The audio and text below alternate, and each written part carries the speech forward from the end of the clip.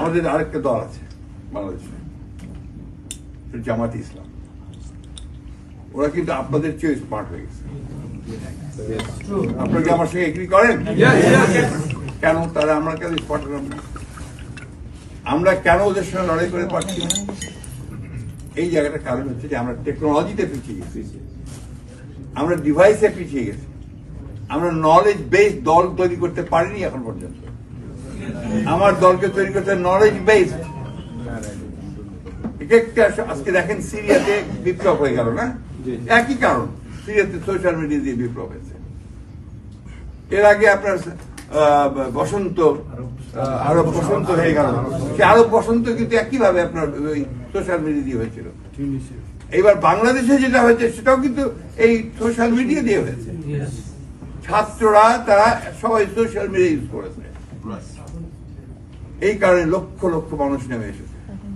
আমাকে ইউজ দেয়, ওইটাকে ব্যবহার করি আমরা। কারণ আপনি সেই প্রাগৈতিহাসিক যুগের যদি এই লোহার কুড়াল নিয়ে যুদ্ধ করতে যান, এখন কি যুদ্ধে পারবেন? এমনি গাদা বন্দুক নিয়ে যুদ্ধ করলে কি আপনার প্যালেস্টাইনে পাড়ায় যাচ্ছে? যাচ্ছে না।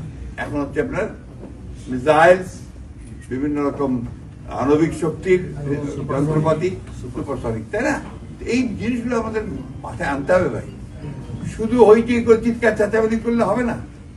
will not win the war, but this time we have to win the war. Yes. Otherwise we don't exist. Yes. এই কথাটা মাথার মধ্যে আমাদের জানতে, বেশি ইয়াং জেনারেশন বলতে চাই। এই ইয়াং জেনারেশনের কাছে আমার অনেক অনেক প্রত্যাশা আমাদের। কারণ আমি যখন আপনার এর আগে আমরা যখন বক্তৃতা করতাম আপনার বিভাগীয় সমাবেশ, জেলা সমাবেশ, একটা কথাই আমরা বলতাম যে যতগুলো পরিবর্তন হয়েছে সমস্ত পরিবর্তন হয়েছে কিন্তু আপনার তরুণদের দিয়ে।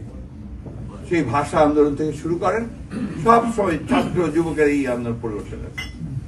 ছাত্র যুবকের আন্দোলন ছাড়া, তাদের সামনে আসা ছাড়া এটা সম্ভব হতো না।